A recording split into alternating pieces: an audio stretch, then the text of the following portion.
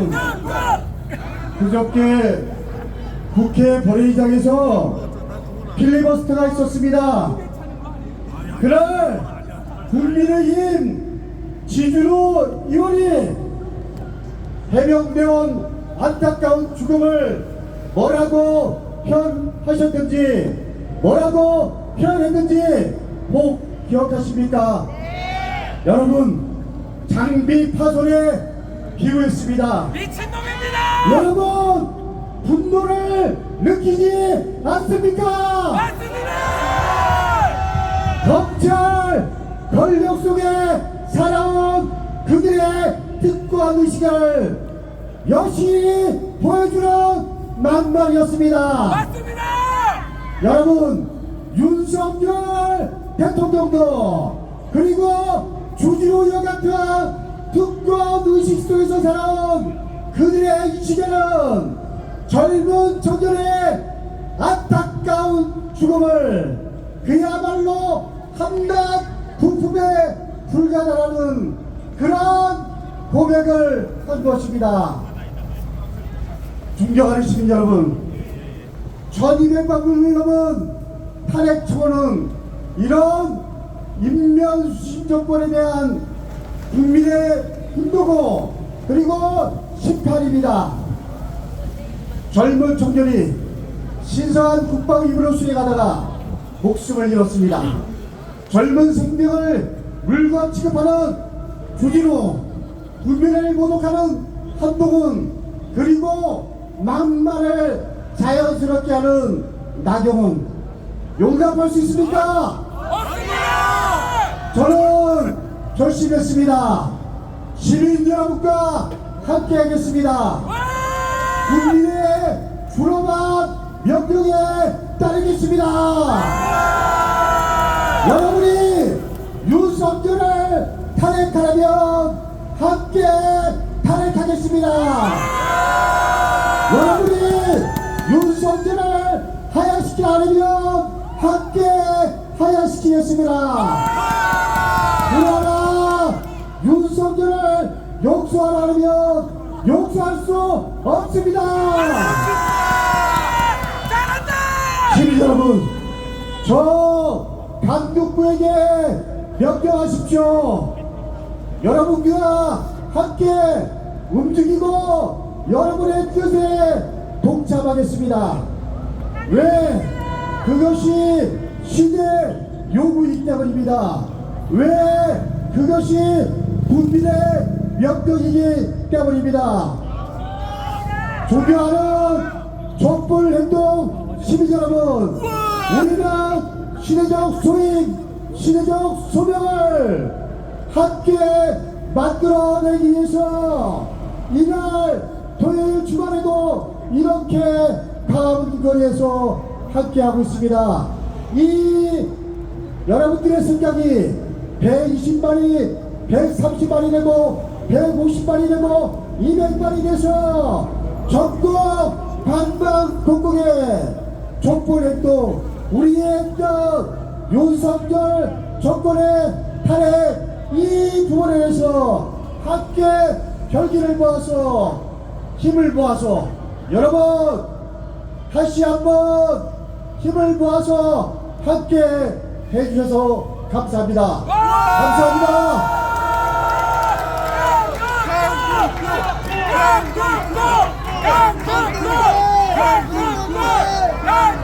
네, 여러분, 국민의 명령을 받아 싸우는 국회의원 너무 든든하죠?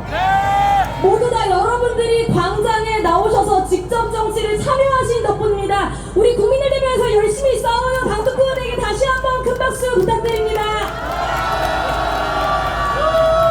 네, 현재 청원 인원 숫자를 한번 보려고 하는데요. 네, 화면에 띄워주나요? 현재 몇 명일까요? 123만 3,964호 계속 올라가고 있습니다. 여러분 박수 한번 주십시오.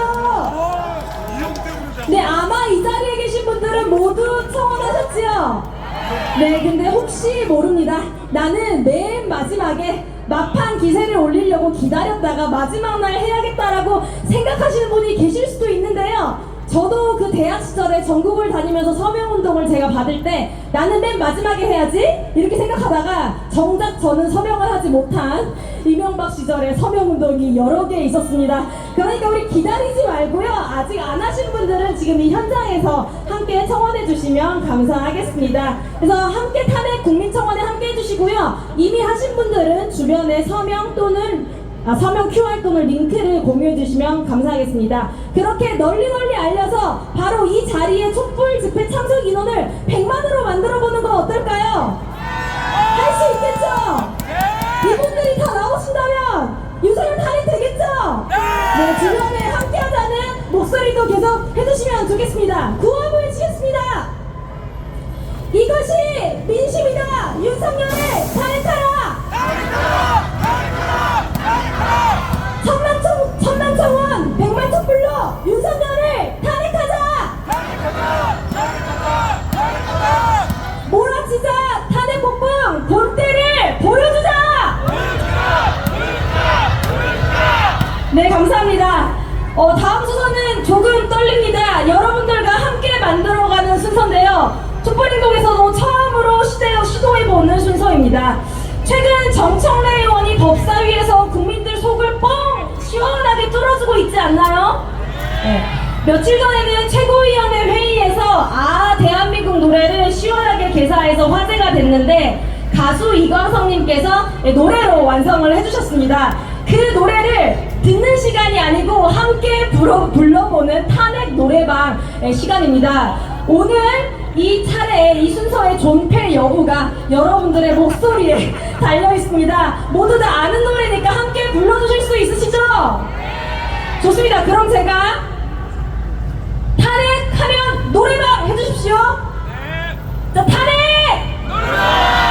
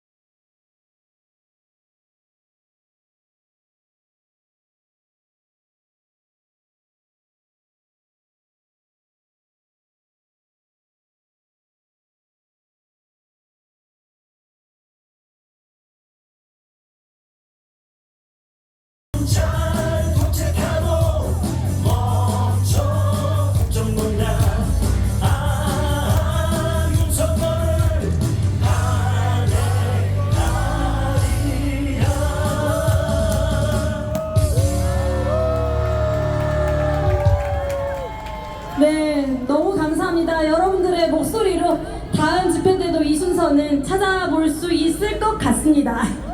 네, 그 다음 발언 바로 이어서 소개해드리도록 하겠습니다. 윤석열 정부 들어서 어디 한 군데 고통받지 않는 곳은 없죠. 하지만 참 많은 탄압을 받고 계신 분들입니다. 윤석열 정부의 교육 개혁에 맞서서 교육 공공성을 지키기 위해 싸우고 계시는 전희영 정교조 위원장님을 무대로 모시고 큰 함성으로 발언 한번 들어보도록 하겠습니다.